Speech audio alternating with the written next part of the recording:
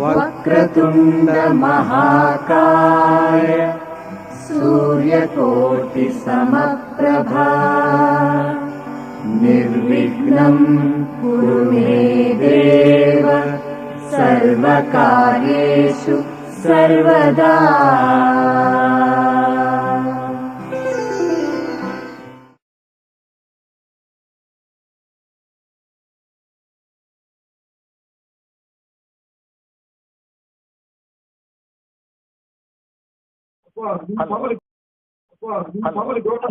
Hello, Lingaraj ಅವರ? ಹಾ ಹೌದು ಸರ್. ಸರ್ ನಮಸ್ಕಾರ, ನನ್ನ ಹೆಸರು ಸುರೇಶ್ ಕುಮಾರ್ ಅಂತ. ಸರ್ ನಮಸ್ತೆ ಸರ್. ನಮಸ್ತೆ, ಬೆಂಗಳೂರಿಂದ ಮಾತಾಡ್ತಾ ಇದ್ದೀನಿ ಸರ್. ನಮಸ್ತೆ ಸರ್. ಅದೇ ಇವ್ರು ಕಿಶನ್ ರಾವ್ ಕುಲಕರ್ಣಿ ಸರ್ ಹೇಳಿದ್ರು ಸರ್. ನಮ್ಮ ಅದ್ಭುತ ಕಾರ್ಯ ನೋಡಿ ನಾನು ಯಾಕೆ ನಿಮ್ಮ ಊರಿಗೆ ಒಂದ್ಸಲ ಬರಬಾರ್ದು ಅಂತ ಅನ್ಸ್ಬಿಟ್ಟಿದೆ. ಬನ್ನಿ ಸರ್, ಖಂಡಿತ ಬರ್ರಿ ಸರ್. ಅದ್ಭುತವಾದ ಕಾರ್ಯ. ಅದನ್ನ ನನ್ನ ಸ್ನೇಹಿತರ ಜೊತೆ ಎಲ್ಲ ಕೂತ್ಕೊಂಡು ಹಂಚ್ಕೊಳ್ತಾ ಇದ್ದೀನಿ. ಸರಿ, ನಾವು ಕೂಡ ಒಂದು ಪುಟ್ಟ ಪ್ರಯತ್ನ, ನಿಮ್ ತರ ಆಗದೆ ಕೂಡ ನಮ್ದೊಂದು ಪುಟ್ಟ ಪ್ರಯತ್ನ ಈ ನಗರದ ಕಾಂಕ್ರೀಟ್ ಜಂಗಲ್ ಅಲ್ಲಿ ಮಾಡೋಣ ಅಂತ ಇದ್ದೀವಿ.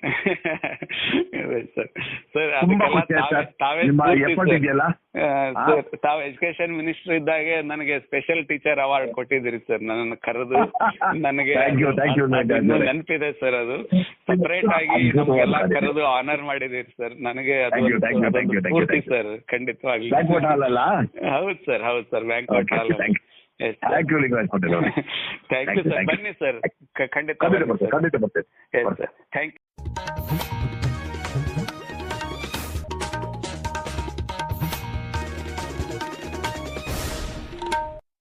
ಆಕಾಶವಾಣಿ ಪ್ರದೇಶ ಸಮಾಚಾರ ಓದುತ್ತಿರುವವರು ಹರ್ಷವರ್ಧನ್ ಶೀಲ್ವಂತ್.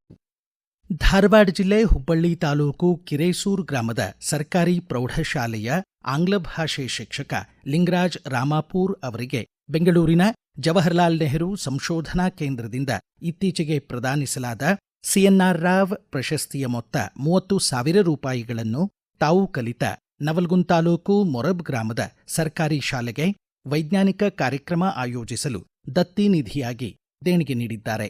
ಶಿಕ್ಷಕ ಲಿಂಗರಾಜ್ ರಾಮಾಪೂರ್ ತಮ್ಮ ಸಂತಸ ಹಂಚಿಕೊಂಡಿದ್ದಾರೆ.